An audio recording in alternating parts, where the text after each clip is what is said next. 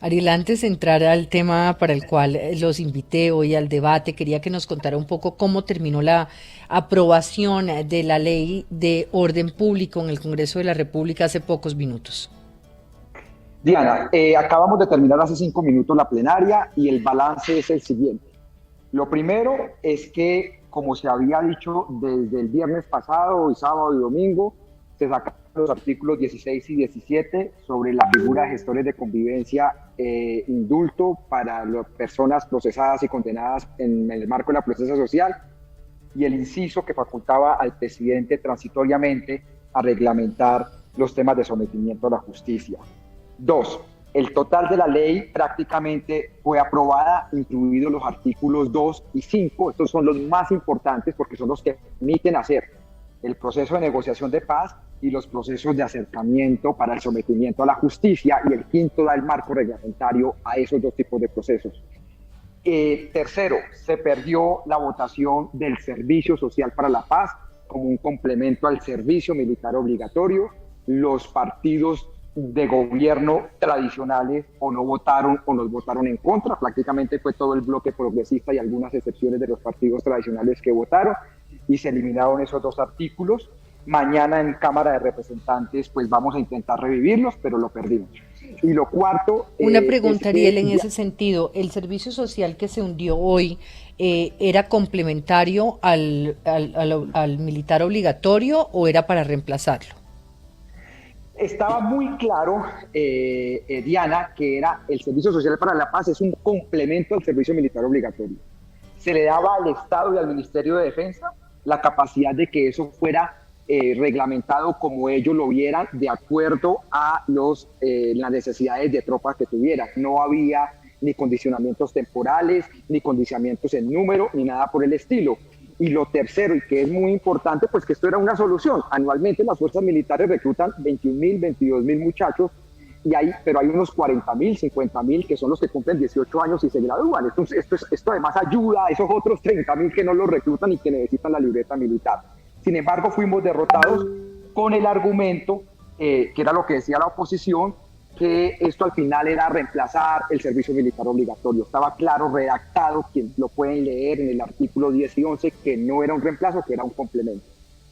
Frente a la ley de orden público que teníamos antes, la variación o actualización que se le hace a esta nueva y que queda aprobada hoy en la plenaria consiste fundamentalmente en qué, porque antes pues el gobierno tenía la posibilidad de adelantar estos procesos de negociación de paz.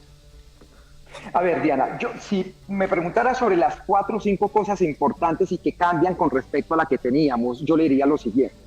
Lo primero es que se distinguen dos tipos de procesos: las negociaciones de paz de agenda política y los acuerdos de sometimiento a la justicia. Para el tema de sometimiento a la justicia, en 2 semanas presentaremos la ley de sometimiento, pero aquí se entrega las facultades para que se den esos acercamientos para el sometimiento a la justicia. Eso es como la primera diferenciación, que antes era negociaciones de paz. Aquí hacemos las dos diferenciaciones, dejando claro que con organizaciones criminales no hay negociaciones de paz, ni estatus de beligerancia, ni negociaciones de agenda política, ni curules, ni nada por el estilo. Lo segundo, y esto es muy importante, es la figura de regiones paz, que viene a complementar lo que se aprobó en la pasada ley de orden público y en el acuerdo de paz de La Habana de los territorios PEDEF y SOMAC, porque hay muchos territorios que requieren intervención y que no estaban clasificados en esos territorios, por ejemplo, la Sierra Nevada de Santa Marta. Lo tercero, el Gabinete de la Paz, y con un papel muy importante del alto comisionado para evitar la dispersión y el archipiélago de instituciones y de iniciativas frente a qué es la paz y cómo intervenir las causas estructurales. Aquí se dice, bueno, hay un gabinete y ahí ordenadamente cada ministerio cumple la labor que se le da. Cuando se Y habla lo de cuarto, gabinete de paz es que cada ministerio tendrá a una figura encargada de trabajar transversalmente el tema. esa es una consecuencia, no está en la ley, pero el Gabinete para la Paz es que el señor presidente convoca a los ministros de despacho, ministros y ministras, y con el alto comisionado definen las acciones que cada ministerio va a hacer en el marco de la paz total, y delegarán personas para eso, pero aquí lo que se intenta es coherencia en los temas de intervención presupuestal en los territorios, Diana. Muy Lo bien. otro que había que se perdió era el Servicio Social para la Paz, que eso era nuevo, eso se perdió, se cayó. Y lo otro es esto, Diana, se mantiene la figura de zonas de ubicación temporal y queda taxativamente claro que será en un estado avanzado del proceso y que eso es únicamente para la dejación de armas. Eso queda normal como estaba en la 418. Y frente a los acuerdos pactados se agrega la figura de acuerdos parciales, sobre todo pensando en el tema humanitario de un cese multilateral al fuego, que esta vez queremos que sea al principio y no al final, pues como fue en el caso de lo de La lo que Habana. se va acordando se va aplicando. Sí, señora, se agrega y eso nos va a permitir, entre otras, yo espero que sobre marzo o abril tener la posibilidad de tener en varios territorios ceses multilaterales al fuego con supervisión, veeduría internacional, ojalá de las Naciones Unidas, pero nos permite avanzar en eso, Diana. Eso es más o menos lo que se terminó aprobando y vuelvo y repito, se cayó lo del Servicio Social para la Paz. Pues gracias, Ariel, por darnos esta ilustración sobre lo que acaba de terminar aprobándose. Tendremos la oportunidad de leerlo más a fondo para poder debatir posteriormente sobre eso. Quisiera saber si tenemos que dar esta discusión en términos de indulto o amnistía o cuáles serían los parámetros. ¿Debe aplicarse a todos los delitos? ¿Cuáles serían los límites o el encuadre de su iniciativa? ¿Y hasta de cuántas personas estamos hablando? ¿Es posible ir caso por caso? A ver, Diana. Primero le digo cómo fue esto, por qué terminamos lo que terminamos hoy y luego el análisis rápido. Mire, hace 2 semanas, la semana antepasada, en comisiones primera de Cámara y Senado, Alirio Uribe dejó como constancia esos 2 artículos, el de los gestores de convivencia y el tema del indulto. Para el nuevo debate, la semana pasada, lo presentamos como nuevos artículos. Íbamos a dar la discusión. Se generó lo de los partidos, sobre todo el Partido Conservador Liberal y la U, pidieron tiempo para estudiar los artículos. Y de hecho incluso se dijo, no es indulto, porque el indulto aplica a delitos políticos, más bien hablemos de amnistía, aprovechemos y corregimos los artículos. Luego, minutos después, viene lo que pasó en Bogotá la semana pasada con el pueblo en Vera, y básicamente los artículos se cayeron. Digamos, eso fue lo que pasó. Nos reunimos el viernes con el ministro del Interior, el ministro de Defensa, delegados del ministro de Justicia, el alto comisionado y yo, y tomamos la decisión de sacar esos 2 artículos y que se llevaran a una ley sobre regulación de la protesta social que se va a presentar el próximo trimestre. Ese es el marco. ¿Por qué los metimos? Ahora ya le explico por qué se metieron esos 2 artículos. Básicamente basados en 3 criterios. El primer criterio que nosotros basamos es que la paz total no es solo desactivar actores armados ilegales, es también, entre otras cosas, una paz social. Y eso significa que a los jóvenes que salieron a protestar porque tenían hambre, porque querían educación, porque querían un trabajo y que cometieron un delito en el marco de las protestas, le diéramos una segunda oportunidad. Son muchachos de 18, 19 años y en total son 314 casos. Estamos hablando es particularmente de ese epicentro, 314 casos, muchos de ellos, solo hay como 4 o 5 condenados, los otros procesados con pruebas débiles, como ya lo dijo aquí el profesor Jorge Iván Cuervo.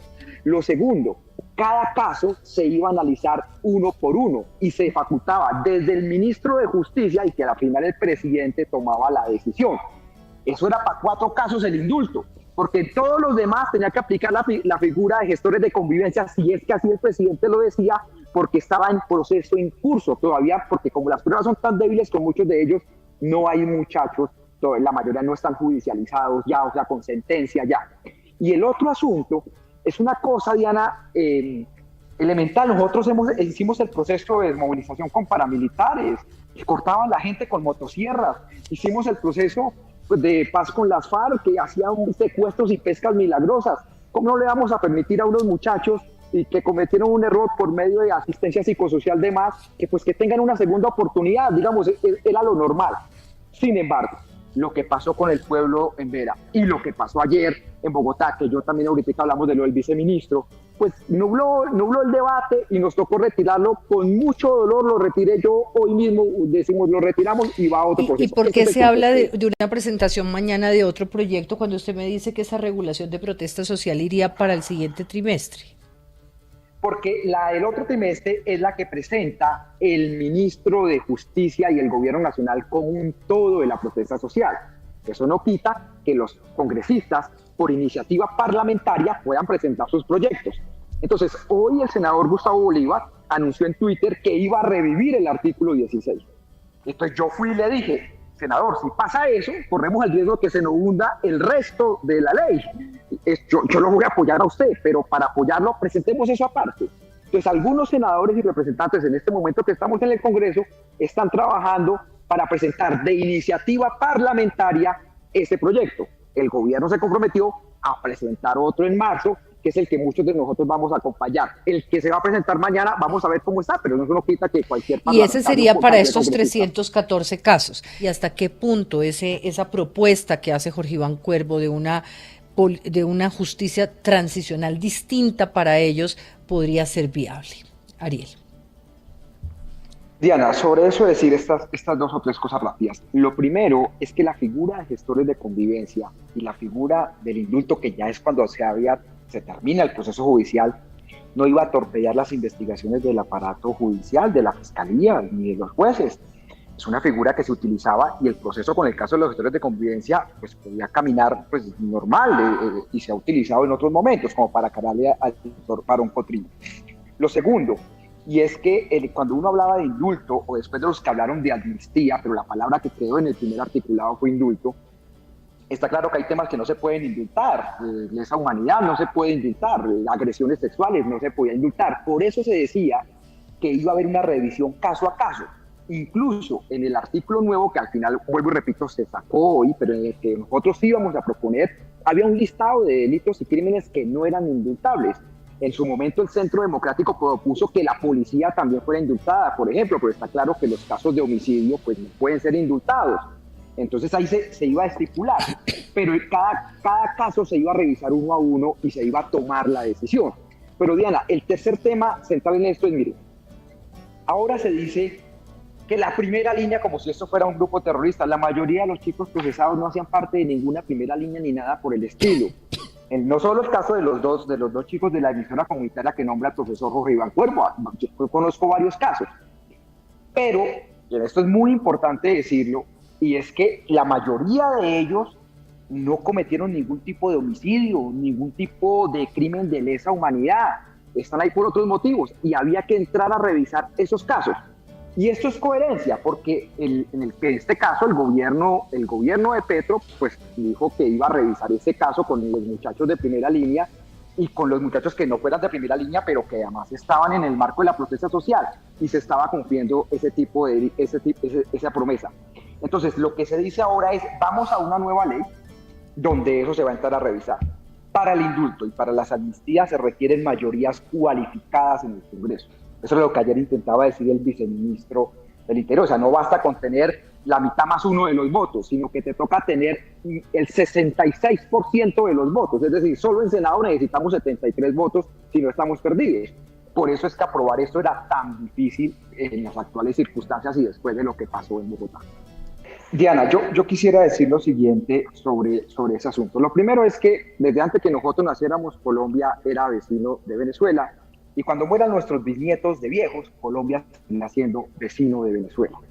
Entonces, nosotros para la paz o para la guerra necesitamos a que Venezuela nos ayude. Si queremos hacer la guerra, pues necesitamos cooperación en el tema militar. Si queremos hacer la paz, lo necesitamos. Y a nivel internacional, en el concierto internacional, cada estado prima por el interés. Ustedes, por ejemplo, ven que en Estados Unidos no es para nada duro con el Estado israelí de lo que comete en Palestina, por ejemplo. A veces hacen unos comentarios, pero hasta ahí no más. Entonces, el hecho de que nosotros estemos en este momento con el tema de Venezuela, que les estemos pidiendo ayuda en el tema del proceso de paz, que estemos restableciendo las relaciones con los temas consulares para muchos y muchas de los colombianos que están, no significa que también tenemos que abrir una batalla en estos temas. En los temas de derechos humanos se pueden tratar bilateralmente entre los países, pero lo que no nos pueden pedir a nosotros es que nos vayamos de una guerra verbal con Venezuela por estos temas porque echamos al traste lo otro. Lo podemos hacer bilateralmente en los temas de derechos humanos, porque Colombia ha respetado los derechos humanos y la democracia, y a su vez ir a avanzar en los intereses de nosotros, que es establecer, por ejemplo, la paz, darle relaciones consulares a nuestros colombianos y colombianas que están allá. Pero, digamos, el ejemplo está con Estados Unidos e Israel, por ejemplo. para aclararle al doctor Barón Cotrino, lo que yo estoy diciendo es que Colombia está en una nueva era de relaciones con Venezuela, donde realmente nosotros tenemos unos intereses en lograr unos procesos de paz y de sometimiento a la justicia. En esa nueva era no nos vamos a ir a una guerra verbal con su famoso cerco diplomático, un señor que no se administra el mismo como Juan Guaidó. No nos pidan eso porque, digamos, yo digo, burradas como esas no vamos a cometer. Pero hay una cosa que llaman el concierto internacional y cada país tira por su lado. El día que Colombia salga verbalmente a decir esto, lo otro, Venezuela dice esto es injerencia y se nos daña la relación. Por eso propongo, en esta nueva relación que estamos construyendo, que necesitamos consulados, embajadas para nuestra gente que está allá, poco a poco vamos a ir ayudando a una salida a Venezuela democrática, pacífica y que respete los derechos humanos, pero no a los puertazos. Yo le digo al senador Barón Cotrino que su partido fue la coalición de gobierno de Duque, ¿en qué terminó? Recuerdo cuando pero decía, yo no fui parte de eso, por eso fui partidario le quedan horas de que fuera a una relación consular, pero me parece